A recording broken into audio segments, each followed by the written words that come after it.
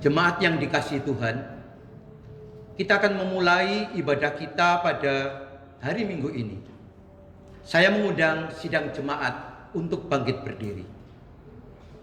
Kita akan memulai ibadah kita. Silakan mengambil saat teduh sejenak. Arahkanlah hati kepada Tuhan dan beribadahlah kepadanya dengan sikap penyembahan. Saya persilakan singer untuk menaikkan pujian pendek dari PPR nomor 194, Tuhan berada di tahtanya.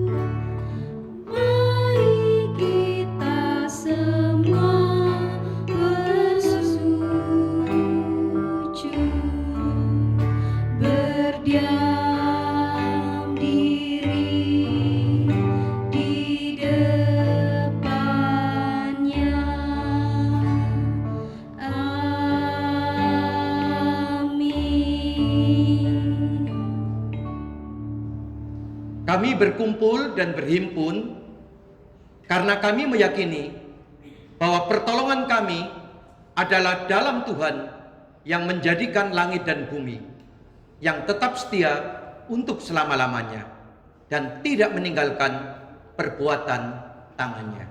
Amin. Ibadah di pos pengabaran Injil Aletheia GKT Jemaat Nazaret pada hari ini dimulai dalam nama Allah Bapa, Allah Anak, dan Allah Roh Kudus. Kasih karunia dan damai sejahtera dari Allah, Bapa kita, dan dari Tuhan Yesus Kristus menyertai jemaat sekalian. Amin. Jemaat dipersilakan duduk kembali. Mari Bapak Ibu yang dikasihi Tuhan, kita akan mengawali ibadah kita pada hari ini dengan menaikkan pujian dari PPR nomor 2, Hormat bagi Allah.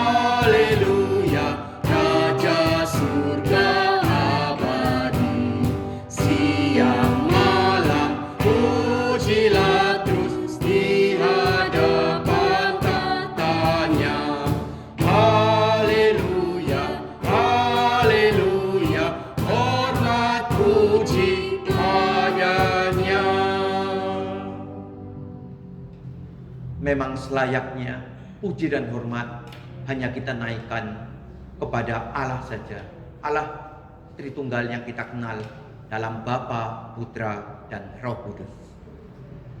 Nas pembimbing untuk ibadah kita pada hari ini terambil dari Matius, dari Injil Matius pasal 5 ayat yang keempat. Saya akan membacakannya untuk jemaat sekalian. Injil Matius pasal 5 ayat yang keempat. Berbahagialah orang yang berduka cita, karena mereka akan dihibur. Saya ulangi sekali lagi. Berbahagialah orang yang berduka cita, karena mereka akan dihibur. Mari Bapak Ibu dan saudara-saudari yang dikasihi Tuhan, kita akan lanjutkan ibadah ini dengan menaikkan pujian Kau yang Terindah dari suplemen nyanyian rohani nomor 9.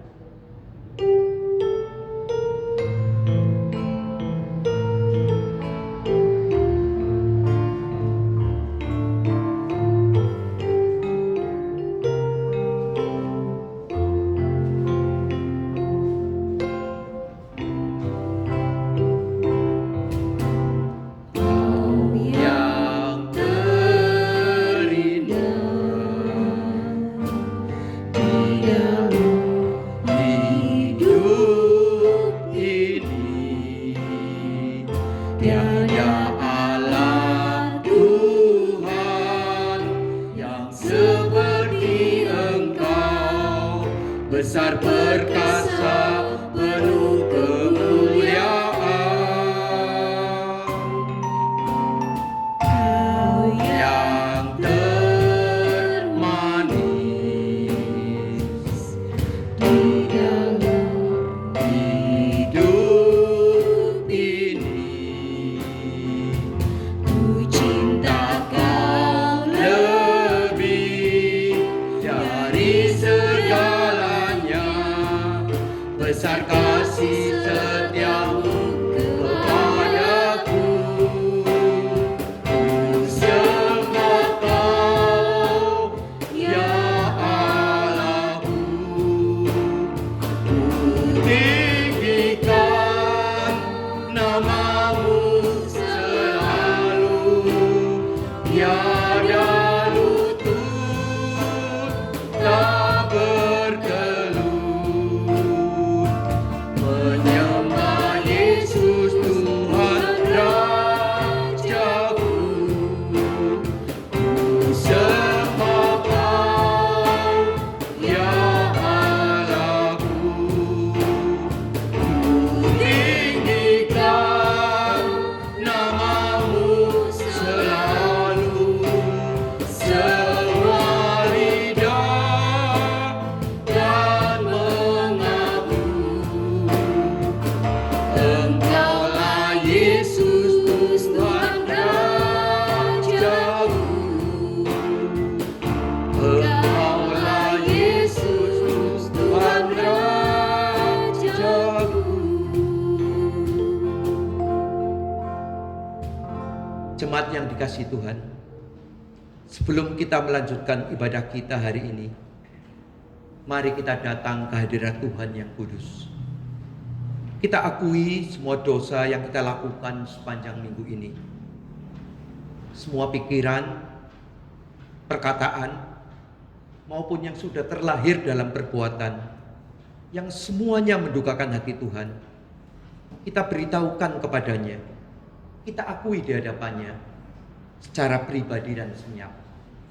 Mari saya memberi waktu beberapa saat kepada jemaat untuk mengakui dosa-dosa kita secara pribadi dan senyap dalam beberapa saat.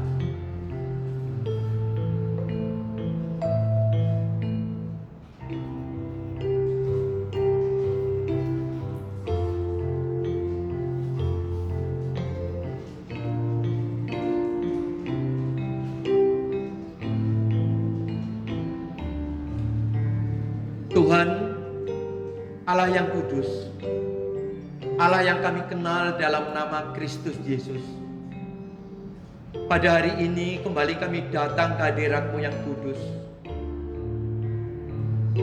Kami sebagai manusia yang lemah Tuhan, pada hari ini mengaku Engkau telah mendengar Tuhan jerit hati yang tidak terucap dari jemaat-Mu. Kami semua yang lemah dalam pikiran, dalam rencana, dalam kata-kata, maupun dalam perbuatan yang mendukakan Tuhan dan yang tidak memberi kesukaan kepada sesama kami manusia, tidak menyenangkan sesama kami, tidak menjadi berkat bagi mereka. Engkau telah mendengarnya Tuhan. Apa yang dapat kami katakan Tuhan, selain daripada kami mohon ampun untuk semua yang telah kami pikirkan, katakan, atau lakukan dalam diri kami yang lemah ini. Kami ingin Tuhan, Engkau berikan kepada kami kekuatan, supaya pada waktu yang akan datang, tidak lagi kami mengulang dosa-dosa yang sama itu lagi. Berikanlah kekuatan kepada kami Tuhan. Berikanlah peringatan kepada kami. Ya Tuhan, kami bersyukur. Kami telah mendengar kebenaran firman-Mu, bahwa saat kami mengakui semuanya di hadapan-Mu, maka Engkau adalah pribadi Allah yang setia dan adil. kami percaya bahwa Engkau mengampuni semua dosa yang kami lakukan. Terima kasih Tuhan, terima kasih. Hanya di dalam nama Tuhan Yesus kami semua berdoa dan mengucap syukur. Amin. Jemaat, saya persilakan untuk mengambil sikap berdiri. Bersyukurlah jemaat yang dikasihi Tuhan, yang dosanya telah diampuni oleh Tuhan. Berdasarkan kasih karunia Allah dalam Tuhan kita Yesus Kristus, saya sampaikan berita pengampunan dosa kepada setiap orang yang mengaku dengan tulus dan ikhlas, sebagaimana janji Tuhan dalam firman-Nya yang terambil dari Mazmur pasal 130 ayat yang keempat. Saya akan bacakan untuk jemaat sekalian. Mazmur 130 ayat 4. Tetapi padamu ada kepengampunan, supaya engkau ditakuti orang. Tetapi padamu ada pengampunan, supaya engkau ditakuti orang. Jemaat yang dikasihi Tuhan, petunjuk hidup yang sungguh berharga bagi kita minggu ini masih diberikan oleh Tuhan kepada kita melalui hamba-Nya. Petunjuk hidup baru ini terambil dari Mazmur 118 ayat yang ke-21. Saya akan membacakan ayatnya dan jemaat melanjutkan dengan mengaminkannya. Saya akan membacakan ayatnya dan jemaat melanjutkan dengan mengaminkannya. Mazmur 118 ayat 21.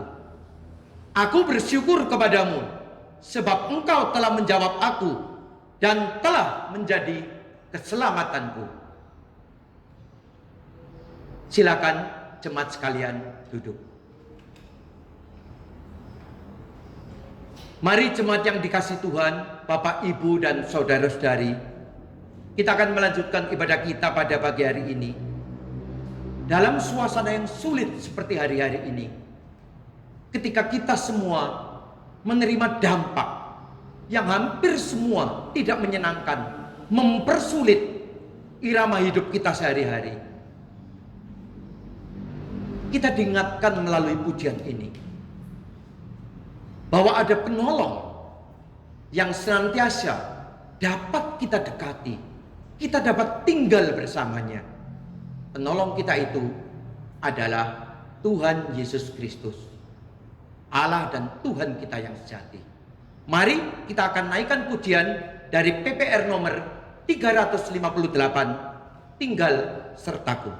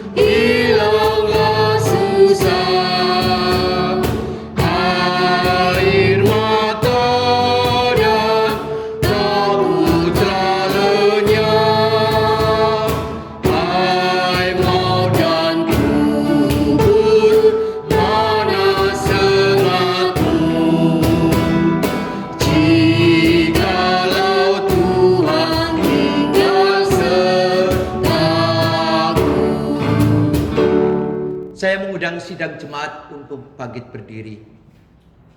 Bersama umat percaya sepanjang zaman dimanapun berada, kita akan menaikkan pengakuan iman kita, syahadat kita, pengakuan iman rasuli.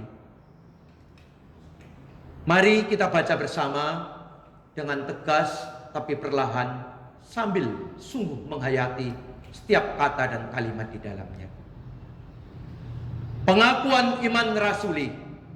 Aku percaya kepada Allah, Bapa yang Maha Kuasa, Khalik langit dan bumi, dan kepada Yesus Kristus, anaknya yang tunggal, Tuhan kita, yang dikandung dari Roh Kudus, lahir dari anak darah Maria, yang menderita sengsara di bawah pemerintahan Pontius Pilatus, disalibkan, mati dan dikuburkan, turun ke dalam kerajaan maut. Pada hari yang ketiga, bangkit pula dari antara orang mati, naik ke surga, duduk di sebelah kanan Allah, Bapa yang Maha Kuasa. Dan dari sana ia akan datang untuk menghakimi orang yang hidup dan yang mati. Aku percaya kepada Roh Kudus, gereja yang kudus dan am, persekutuan orang kudus, pengampunan dosa, kebangkitan tubuh, dan hidup yang kekal. Amin. Silakan duduk.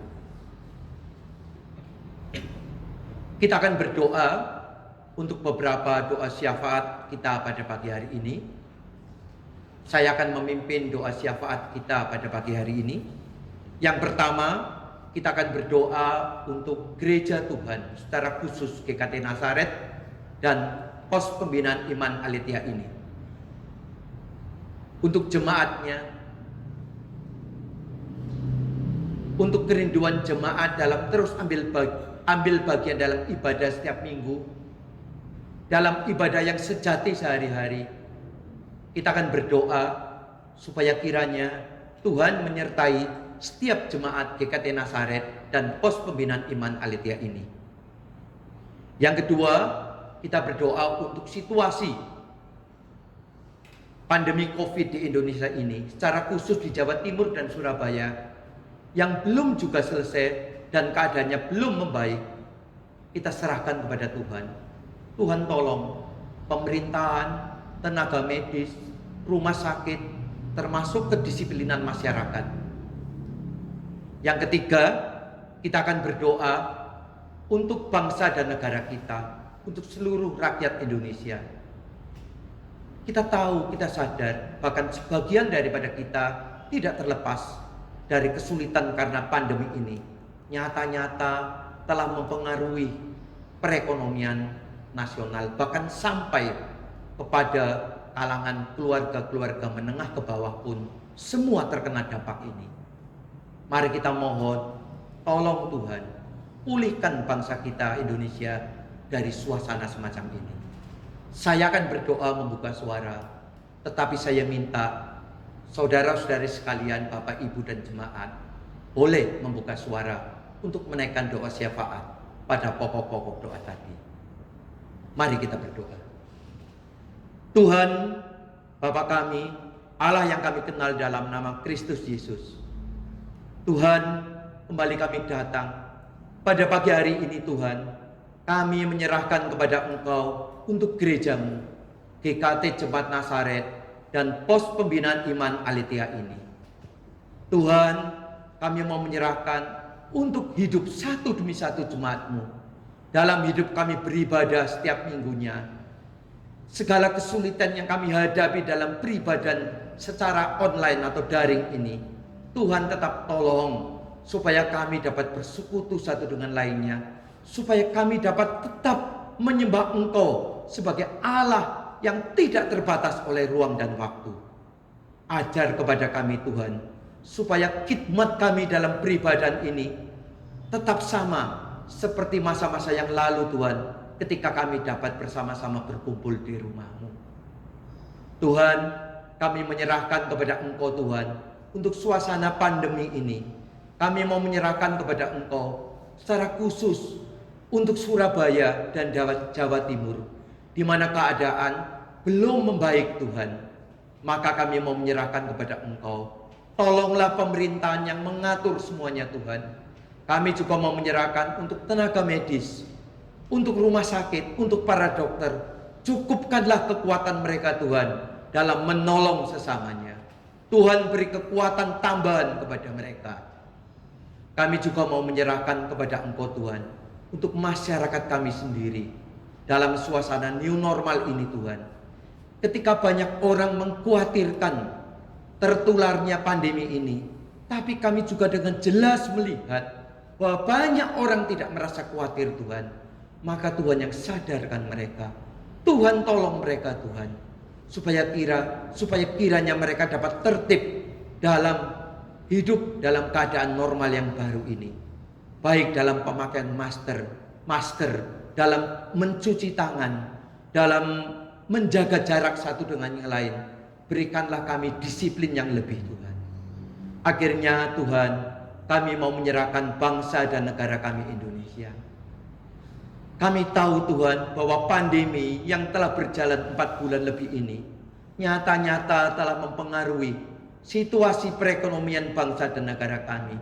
Bahkan dengan jelas Tuhan, bahwa dalam golongan ekonomi menengah ke bawah pun telah terkena dampak daripada pandemi ini.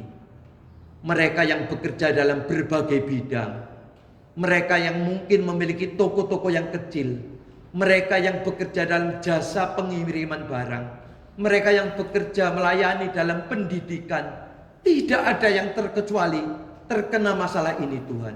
Anak-anak didik pun ketika tahun ajaran baru telah mulai mengalami kesulitan dalam belajar. Maka apa yang dapat kami katakan Tuhan, selain kami menaikkan semua ini kepada Engkau, mohon tolong kepada Engkau Tuhan, bekerjalah Tuhan, tolonglah kami Tuhan, jamahlah bangsa ini Tuhan, lawatlah bangsa Indonesia Tuhan, supaya kami segera pulih dari pandemi ini. Terima kasih Tuhan, terima kasih. Hamba-Mu percaya, kalau pada hari ini hamba-Mu menaikkan doa ini, dan di rumah masing-masing setiap keluarga jemaat-Mu juga menaikkan doa ini, maka Engkau adalah Allah yang hadir. Hadir di tempat ini, hadir di rumah kami masing-masing. Engkau juga Allah yang melawat setiap pribadi dan keluarga jemaat-Mu di tempat ini. Terima kasih Tuhan, terima kasih. Dalam nama Tuhan Yesus kami berdoa, kami mengucap syukur.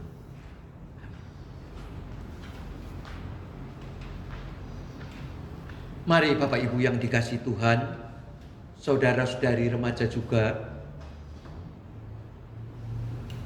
untuk menyiapkan hati kita dalam mendengarkan firman Tuhan, kita akan naikkan pujian dari PPR nomor 31, Firman Memberi Hidup. Dan nanti setelah bait yang ketiga, kami persilakan hambanya untuk menyampaikan kebenaran firman-Nya.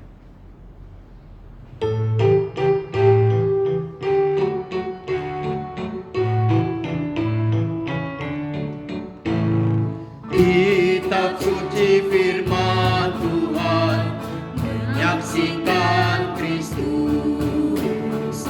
Firman menjadi manusia, dosaku terhapus. Firman memberi hidup, percayalah dan turut. Firman indah, firman ajaib, firman memberi hidup. Firman indah, firman ajaib, firman memberi hidup. Firman Allah penuh kuasa, tentu digenapkannya. Lebih indah dari emas, lebih dari madu. Firman memberi hidup, percayalah dan turut.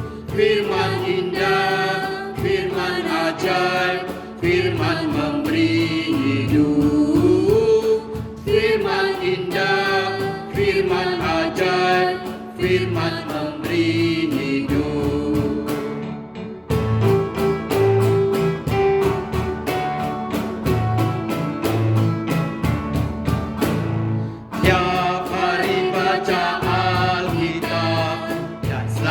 ku taat.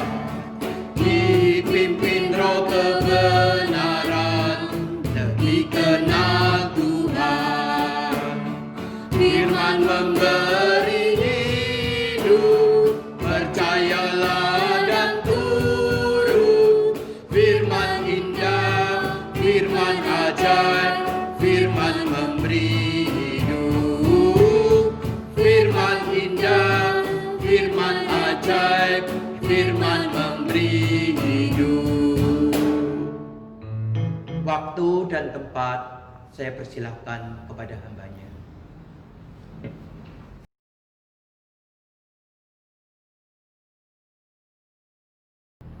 Salam sejahtera bagi kita semua. Saya terus berharap hingga saat ini kita tetap sehat secara jasmani maupun yang rohani. Jangan sampai yang jasmani menguasai yang rohani. Rohanilah harus menguasai yang jasmani. Rohani harus menaklukkan yang jasmani.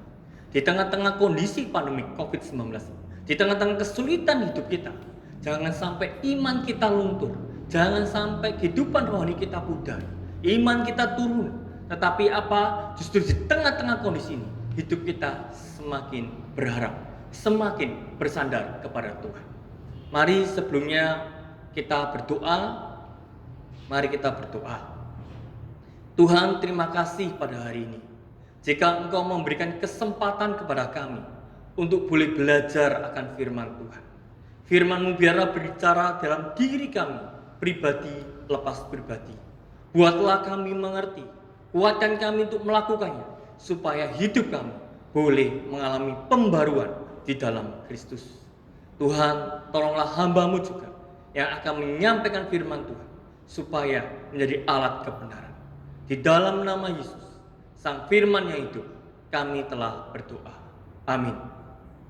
Saudaraku yang kasih dalam Tuhan, hari ini kita akan belajar dengan tema ucapan bagian yang kedua, yaitu hidup yang berdosa. Ini adalah seri kedua, lanjutan dari minggu lalu yang telah kita belajar tentang kemiskinan di hadapan Allah. Mari kita membuka firman Tuhan yang terambil dalam kitab Matius pasal 5 ayat yang keempat. Matius pasal 5 ayat yang keempat. Mari kita membuka Alkitab kita dan membukanya di dalam kitab Matius pasal 5 ayat yang keempat. Demikianlah bunyi firman Tuhan. Berbahagialah orang yang berduka cita, karena mereka akan dihibur. Berbahagialah orang yang berduka cita, karena mereka akan dihibur. Amin. Saudaraku yang kasih dalam Tuhan, seperti yang saya sampaikan tadi, bahwa khotbah hari ini tentang hidup yang berdosa adalah khotbah berseri, khotbah lanjutan dari minggu lalu tentang kemiskinan di hadapan Allah. Apa yang kita pelajari tentang kemiskinan di hadapan Allah? Kata miskin itu menggambarkan orang yang hidupnya hanya bersandar kepada kemurahan. Kalau tidak ada kemurahan, maka dia tidak dapat hidup. Jika dia miskin di hadapan Allah, maka dia hanya bersandar kepada kemurahan Tuhan. Tuhanlah satu-satunya penolong hidupnya. Tuhanlah satu-satunya yang senantiasa memberkati hidupnya, yang menolong hidupnya. Jika Tuhan tidak murah hati, jika Tuhan tidak menyertai, jika Tuhan tidak menolong, maka yang terjadi apa saudara? Maka dia mengalami kematian. Jadi kata miskin yang kita telah pelajari minggu lalu berbicara tentang apa? Berbicara bahwa Tuhan satu-satunya tempat sandaran saya, tempat sandaran hidup kita semua. Dan yang kedua yang kita pelajari adalah apa itu bahagia? Bahagia bukan apa yang kita punya, seberapa banyak yang kita simpan, seberapa banyak yang kita miliki. Tapi bahagia menurut Kristen adalah seberapa besar hidupmu bersandar kepada Tuhan, seberapa besar engkau mengandalkan Tuhan di dalam hidupmu sehari-hari. Itulah arti dari Matius pasal 5 ayat ketiga. Berbahagialah orang yang miskin di hadapan Allah, karena mereka lah yang punya kerajaan surga. Dan itu sudah kita pelajari minggu lalu. Hari ini kita pelajari di dalam kitab Matius pasal 5 ayat 4 tentang hidup yang berdosa. Saudara yang kasih dalam Tuhan, firman Tuhan mengatakan dengan jelas, berbahagialah orang yang berduka cita. Berbahagialah orang yang berduka cita. Bagaimana orang duka cita dapat bahagia? Orang yang bahagia tidak bisa disebut duka cita. Orang yang duka cita maka apa? Maka dia tidak bahagia. Orang bahagia maka dia tidak duka cita. Orang duka cita maka dia juga dikatakan apa? Tidak bahagia. Jadi bagaimana firman Tuhan mengatakan apa? Berbahagialah orang yang berduka cita. Karena duka cita dan kata bahagia itu adalah paradoks. Itu saling bertentangan satu sama lain. Dunia memandang duka cita berbeda dengan Kristus memandang duka cita itu. Dunia memandang duka cita seperti apa? Duka cita menurut pandangan dunia adalah apa? Adalah kesedihan. Kesedihan karena apa? Karena kehilangan sesuatu yang disayangi. Sesuatu yang dicintai. Jika itu hilang, maka itu disebut duka cita. Itu disebut kesedihan yang mendalam. Entah itu kehilangan anggota keluarga kita, mama kita, papa kita dipanggil Tuhan, atau nenek kita dipanggil Tuhan, atau kita kehilangan harta kita yang kita cintai, atau kita kehilangan pekerjaan, atau segala sesuatu yang kita sayangi dan itu hilang, maka itulah duka cita. Saudara, jika kehilangan tetapi tidak disayangi, maka apa? Maka itu bukan duka cita. Itu ya kehilangan biasa. Dia tidak merasa kehilangan. Karena saya berapa kali menemukan ada orang tuanya yang meninggal. Orang tua yang meninggal tapi anaknya tidak menangis. Anaknya santai, anaknya senyum-senyum, anaknya biasa-biasa saja. Saya tanya, kamu sedih tidak? Kamu duka cita tidak? Kenapa? Ya enggak apa-apa loh. Enggak apa-apa. Kenapa saudara sebenarnya yang terjadi? Jawabannya adalah karena anaknya tidak sayang sama orang tuanya. Pada saat orang tuanya dipanggil Tuhan, dia tidak merasa kehilangan. Jadi apa itu duka cita? Adalah kehilangan dengan sesuatu yang disayangi, sesuatu yang dicintai, dan itu hilang, maka itu duka cita. Saudara yang kasih dalam Tuhan, begitulah cara dunia memandang tentang duka cita. Jika ada kehilangan sesuatu dan kehilangan sesuatu itu yang dicintai, itulah duka cita. Tetapi bagaimana Kristus memandang duka cita? Bagaimana Kristus mengajarkan kita tentang duka cita? Duka cita yang diajarkan oleh Kristus berbeda dengan duka cita yang diajarkan oleh dunia. Duka cita yang diajarkan Kristus bukan berbicara tentang kehilangan, tetapi justru apa? Mendapatkan. Duka cita yang diajarkan oleh Kristus bukan berbicara kehilangan, tapi berbicara mendapatkan. Dan apa yang engkau dapatkan itu, engkau cintai. Saudara, aku kasih dalam Tuhan, apa yang didapatkan? Apa yang didapatkan dan apa yang dicintai? Yang didapatkan dan apa yang dicintai itu adalah dosa. Engkau tidak minta dosa, tapi dosa hadir pada saat engkau ada di dalam rahim orang tuamu. Dosa sudah ada, disebut original sin. Dosa turunan itu engkau dapatkan dari turun temurun, dari orang tuamu, dari nenek moyangmu, dan sampai ke engkau, dan terus jika engkau menikah ke keturunanmu. Saudara yang kasih dalam Tuhan, itu engkau akan mendapatkan apa? Engkau mendapatkan dosa dan engkau mencintainya. Apa buktinya bahwa engkau mencintai dosa? Saudara, apa buktinya engkau mencintai dosa? Gampang, ya. Buktinya apa?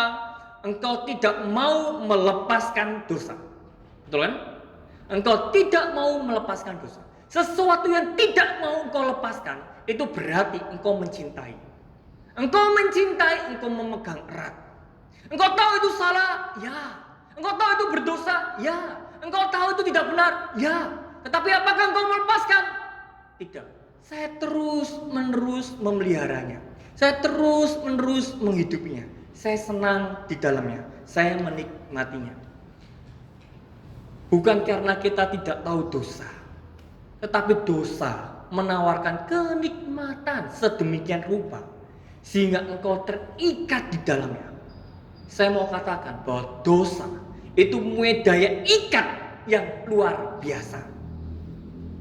Saudara, ada anak-anak yang kecanduan seks. Ya, dia dimulai dari apa? Dia dimulai dari lihat kartu porno. Dia tidak lihat film, dia hanya lihat kartu porno dan dia membayangkan.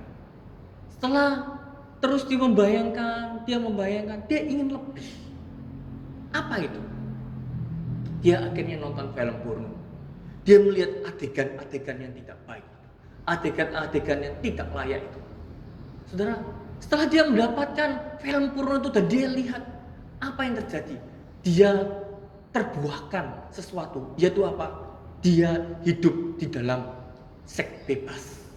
Dia meniduri banyak gadis. Gadis A pacaran dia tidurin. Ya, gadis B pacaran dia berzina. Gadis C berpacaran terus seperti itu. Akhirnya dengan banyak gadis yang dia tiduri, ada satu yang dia cintai. Dia akhirnya menikah. Saudara, setelah menikah selesai, ya toh, apakah pertanyaannya adalah masalahnya selesai? Apakah masalahnya itu bahwa dia dosa seksnya itu sudah selesai? Kenapa? Karena kamu punya istri sekarang. Sudah kemana-mana lagi. Saudara, rupanya apa? Rupanya dosa itu tidak berhenti di situ. Pada saat dia sudah menikah, mulailah apa? Dia memikirkan hal yang tidak baik. Dia melihat wanita yang lain kok lebih indah, wanita yang lain kok lebih cantik. Akhirnya dia selingkuh, saudara. Pada saat selingkuh, jatuh lagi di dalam dosa seksual. Rumah tangganya rusak. Setelah rumah tangganya rusak, anaknya pun ikut rusak. Saudara, pada saat rumah tangganya rusak, anaknya rusak, anak-anaknya melihat orang tuanya seperti itu, maka anak-anaknya mulai mencontoh apa yang telah diperbuat oleh orang tuanya. Akhirnya hidup mereka juga rusak. Kalau kita runtut dari cerita ini, saudara, semula itu dosa dimulai yang kecil. Apa itu? Pada saat dia masih kecil, dia nonton kartu, dia lihat kartu. Kartu apa? Kartu porno. Akhirnya apa? Sampai berkembang, sampai maju ke depan, sampai di dalam konteks pernikahan, sampai dia punya anak dan anaknya rusak. Itulah dosa, saudara. Dulunya kecil, tetapi jika terus dipelihara, jika terus dijaga, terus dinikmati, maka dia akan mengakar begitu kuat dan dia merusak semuanya. Saudaraku yang kasih di dalam Tuhan, jika engkau sadar, engkau mengetahui bahwa inilah yang menghancurkan hidup saya, menghancurkan anak-anak saya, menghancurkan keluarga saya, Tuhan, lepaskan saya. Tuhan, aku ingin melepas dosa ini. Aku sadar bahwa pada saat aku ingin melepas dosa seksual ini, maka aku tidak sanggup. Saudaraku yang kasih dalam Tuhan, karena itulah Alkitab mengatakan engkau berduka cita. Engkau berduka cita karena dosa seksual. Mungkin juga dosa judi, mungkin dosa minuman keras, dosa berbohong, dosa-dosa yang lain. Tuhan, dosa ini terus menjadi-jadi, terus mengikat saya. Dan saya berduka cita. Kenapa? Karena jika ini terus-menerus saya lakukan, maka apa? Maka yang terjadilah hancur masa depan saya, hancur keluarga saya, hancur akan apa? Akan segala sesuatu yang ada di sekitar saya. Saya bersedih, saya berduka cita. Terlebih daripada itu, jiwaku, jiwa yang terkutuk. Jiwaku akan binasa, jiwaku akan hancur di dalam kekekalan. Tuhan, aku berduka cita karena dosa ini menghancurkan keluarga. Dosa ini menghancurkan anak-anak, menghancurkan pekerjaanku, menghancurkan pelayananku, menghancurkan banyak hal. Tuhan, ampuni saya. Aku mau lepas dari dosa ini. Aku mau lepas tapi aku tidak sanggup, Tuhan. Aku tidak sanggup. Terlebih Tuhan, jiwaku akan binasa selama-lamanya. Tidak akan pernah melihat lagi kemuliaan Tuhan. Aku berduka cita karena dosaku. Dosaku belum hilang, masih ada, masih melekat. Dan terus-menerus mengakar begitu Tuhan. Begitu kuat dan begitu kuat. Tuhan, tolong aku. Maka Paulus, saudara, di dalam kitab Roma pasal 7 ayat 24 berkata, apa yang dikatakan Paulus? Aku manusia yang celaka. Siapakah aku? Aku manusia yang celaka. Siapa yang akan melepaskan aku dari tubuh maut ini? Siapakah yang akan melepaskan aku dari tubuh maut ini? Roma 7 ayat yang ke-24. Pertanyaannya, mengapa Paulus berkata demikian? Karena Paulus sadar, saudara, di dalam dirinya ada dua hukum. Yang satu disebut hukum Tuhan, yang satu hukum dosa. Hukum dosa dan hukum Tuhan selalu berperang, saling tarik-menarik di dalam dirinya. Saudara, hukum dosa membuat dia terus-menerus melakukan dosa. Terus-menerus menjadi hamba dosa. Tetapi dia punya kerinduan, punya keinginan untuk apa? Untuk lepas dari tubuh yang membawa maut ini. Tubuh yang mendatangkan binasa ini. Tubuh yang mencemarkan dirinya. Terus-menerus tubuh yang ternodai oleh dosa. Maka Paulus mengatakan, celakalah aku. Celakalah aku. Kenapa? Karena tubuhku menyeret aku ke dalam maut kekekalan. Karena tubuhku yang tercemar oleh dosa menarik aku begitu kuat. Untuk apa? Untuk hidup di dalam maut yang kekal itu. Siapakah yang dapat melepaskan aku? Siapakah yang dapat menolong aku? Inilah ratapan, saudara. Inilah seruan. Seruan apa? Ratapan apa? Ini adalah seruan, ratapan untuk orang yang berduka cita di hadapan Allah. Orang yang berduka cita seperti itu, sehingga dia mengatakan, celakalah aku sebagai manusia. Itu seruan ratapan. Orang-orang yang meratap seperti itu, orang yang berduka seperti itu, firman Tuhan yang mengatakan, orang itu adalah orang yang berbahagia. Saudara, di dalam bahasa Yunani-nya, kata duka cita menggunakan kata panteo. Panteo ini digunakan di dalam konteks berkabung atau meratap. Ya, bergabung atau meratap. Kata ini hanya dipakai untuk apa? Untuk sesuatu kejadian jika orang yang dicintai kehilangan. Orang yang dicintai itu pergi selama-lamanya. Ia berkabung. Orang ini sungguh-sungguh mengalami kondisi yang sangat-sangat sedih.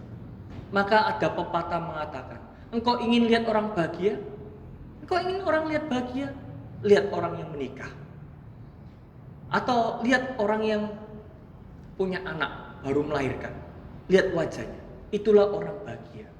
Tetapi engkau ingin sungguh-sungguh melihat orang yang berduka cita? Orang sungguh-sungguh meratap? Lihat siapa? Lihat orang-orang yang sedang diadu jasa itu. Orang-orang apa? Orang-orang yang kehilangan orang yang dicintainya selama-lamanya. Dia begitu nangis, dia begitu histeris. Karena apa? Karena dia sedang berduka. Itulah panteo. Saudaraku yang kasih dalam Tuhan, jika kita belum satu titik di dalam perasaan seperti itu, di dalam kondisi seperti itu, maka firman Tuhan mengatakan apa? Engkau bukan orang yang bahagia. Jika engkau di dalam satu titik tidak meratapi dosa-dosamu, seperti Paulus mengatakan, celakalah aku sebagai manusia, maka apa, saudara? Maka engkau bukan orang yang bahagia. Bukan orang yang bahagia.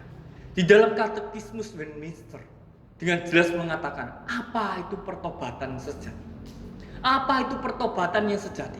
Pertobatan yang sejati dimulai dari apa? Hati yang hancur. Oleh karena apa? Karena dosa-dosa yang begitu banyak.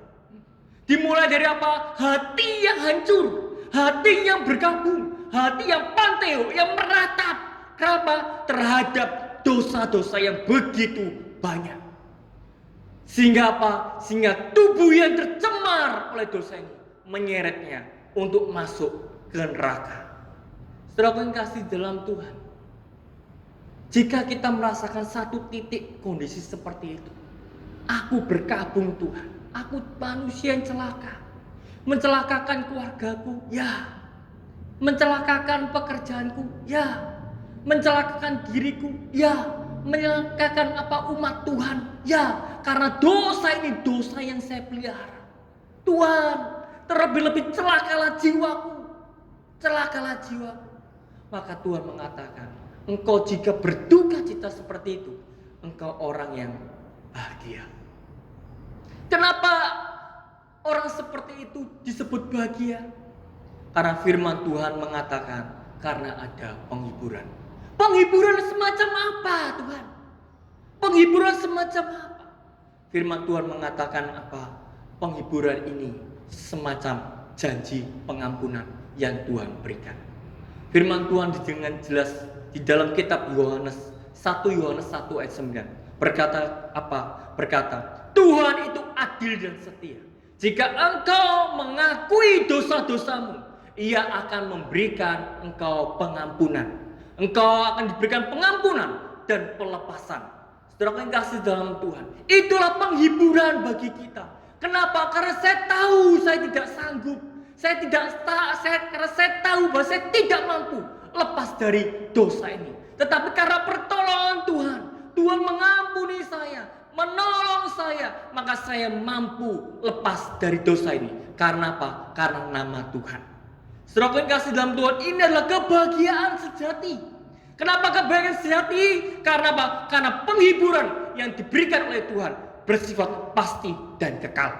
Penghiburan yang Tuhan berikan, yang Tuhan janjikan kepada kita, pengampunan itu bersifat pasti dan kekal.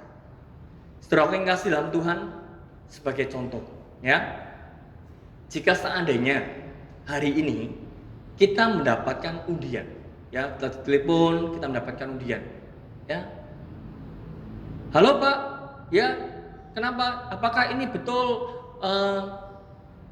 Pak Tri? Oh ya, ini betul, ini Pak Tri. Pak Tri selamat ya, Pak Tri mendapatkan hadiah undian 100 juta. Oh ini penipuan? Enggak Pak, ini betul sungguhan, ya, sungguhan dapat uang 100 juta. Saudara, pertanyaan saya kepada Pak Tri, ya, tentu yang hari ini tidak bisa dijawab karena video, ya.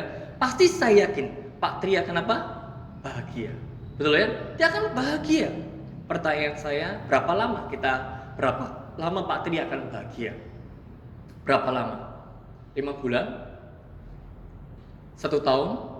Atau 4 tahun? Jadi diirit-irit uang 100 juta ini sampai 4 tahun. Terus 100 jutanya habis. Pertanyaan saya adalah, apakah masih bahagia? Atau hanya kenangan bahagia? Kebahagiaan itu adalah bukan kebahagiaan yang kekal. Kebahagiaan itu adalah kebahagiaan yang sementara yang diberikan oleh dunia. Tapi kita bahagia walaupun itu sifatnya sementara. Apalagi penghiburan yang Tuhan berikan, itu sifatnya pasti dan kekal. Tidak termakan oleh waktu, tidak termakan oleh situasi dan kondisi, tapi sifatnya kekal dan pasti. Maka dari itu inilah saya katakan penghiburan yang sejati.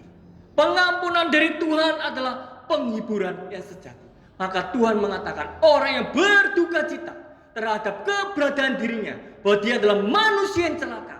Dia membawa celaka kepada keluarganya, kepada pekerjaannya, kepada semuanya. Karena dia manusia yang celaka, dan terlebih jiwa yang celaka mendapatkan pengampunan dari Tuhan, mendapatkan kepastian pelepasan, dan itu sifatnya kekal. Betapa engkau sangat berbahagia. Saudaraku yang kasih dalam Tuhan, yang menjadi pertanyaan pada hari ini adalah,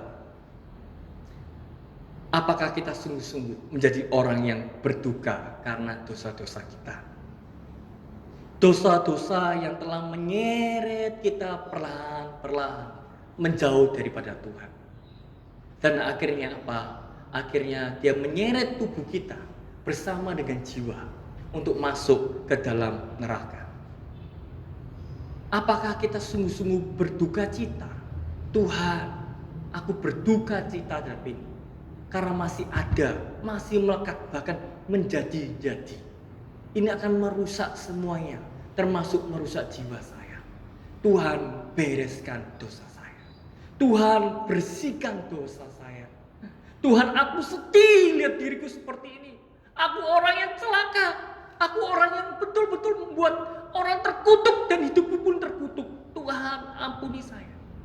Jika saudara seperti itu Tuhan, maka saudara percayalah akan janji Tuhan. Bahwa apa? Bahwa berbahagialah orang yang berduka cita karena mendapatkan penghiburan, mendapatkan pengampunan dari Tuhan. Celakalah tubuhku, celakalah hidupku, tapi syukur kepada Tuhan di dalam Yesus Kristus, karena di dalam dirinya ada pengampunan. Amin. Mari saya undang kita semua untuk berdoa di hadapan Tuhan. Tuhan, hamba-Mu sadar hidup kami telah rusak begitu rupa. Bukan saja hidup kami telah rusak, kami juga telah merusak pekerjaan kami. Kami telah merusak keluarga kami. Kami telah merusak pelayanan kami. Kami telah merusak banyak hal karena dosa. Dosa amarah kami Tuhan yang tidak terbendung. Dosa Tuhan, dosa seks kami Tuhan. Dosa judi kami Tuhan. Dosa keterikatan yang lain Tuhan. Itu merusak tubuh kami, merusak jiwa kami. Tuhan, aku berduka cita. Aku sedih. Aku mohon pertolongan. Lepaskan aku. Lepaskan aku di dalam darah Yesus Kristus. Supaya aku menjadi orang yang terlepas. Orang yang merdeka. Orang yang disebut anak-anak Tuhan. Tuhan, tolonglah setiap pribadi. Agar kami sungguh-sungguh meratap, berduka cita terhadap dosa kami. Dan kami berharap pengampunan datang kepadamu. Di dalam nama Yesus kami berdoa dan mohon pertolongan. Amin.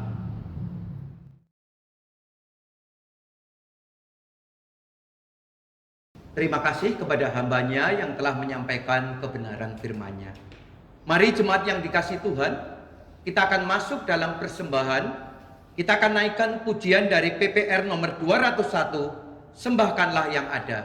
Persembahan dapat ditransfer melalui nomor rekening yang ditampilkan pada layar ibadah online kita pada hari ini, ataupun dapat dikumpulkan dan kemudian diserahkan pada waktu kemudian oleh Bapak Ibu dan saudara-saudari remaja sekalian. Kita akan masuk dalam persembahan dan menaikkan pujian dari PPR nomor 201, Sembahkanlah yang ada.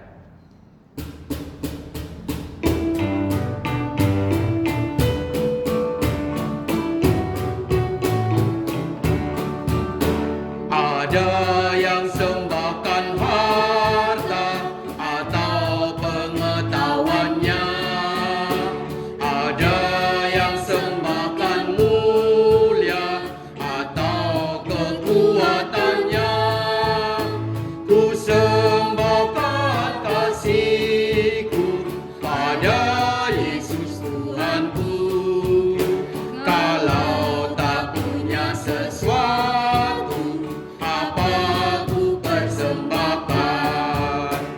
boleh persembahkan hati yang penuh syukur dan puji. Rendah hatiku bekerja, taat segala perintahnya.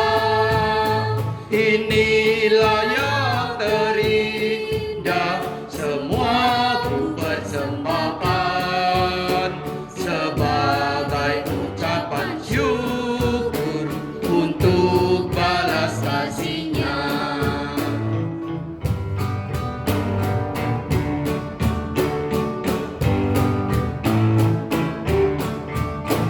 Dimanapun kau berada, waktu apapun juga, dengan seluruh tenaga memperkenankan Allah.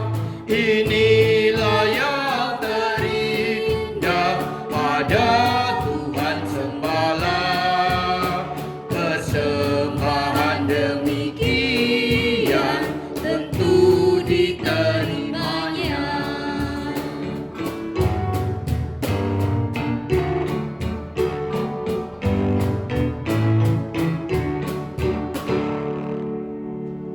Kita akan berdoa untuk persembahan kita tadi. Bapa, kembali kami mengucap syukur kalau pada pagi hari ini, ketika Engkau berikan kepada kami kesempatan, Engkau masih berikan kepada kami kesempatan untuk mempersembahkan apa yang ada dari masing-masing kami. Biarlah Tuhan, persembahan ini boleh menjadi gambaran bahwa terlebih lagi kami rindu mempersembahkan hidup kami, mempersembahkan waktu kami, dan teristimewa Tuhan, mempersembahkan hati kami.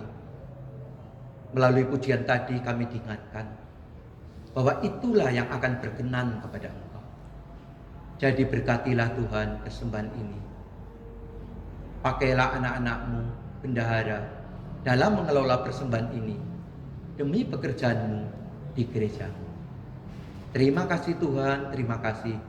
Berkatilah setiap anak-anak. Dalam nama Tuhan Yesus, kami berdoa dan kami mengucap syukur. Amin. Jemaat yang dikasihi Tuhan, kita akan akhiri ibadah kita pada hari Minggu ini. Saya mengundang sidang jemaat untuk bangkit berdiri. Marilah kita naikkan doksologi.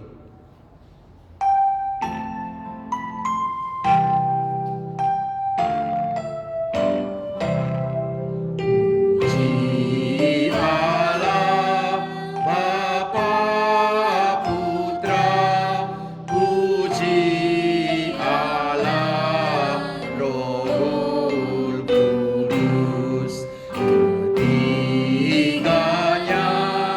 yang esa, pohon selamat, sumber berkat. Amin.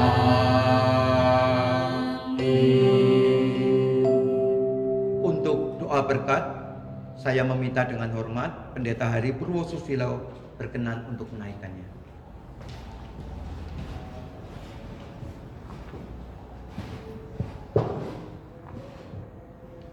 Sidang jemaat yang terkasih dan mengasihi Tuhan, biarlah hidup kita penuh pengampunan yang datang daripada Tuhan. Terimalah berkat Tuhan dimanapun engkau berada. Kiranya Allah Bapa, Allah Anak, dan Allah Roh Kudus memberikan damai sejahtera di dalam pengampunannya dan memberkati engkau terhadap kebutuhan jasmani saat ini sampai Kristus datang yang kedua kalinya. Amin.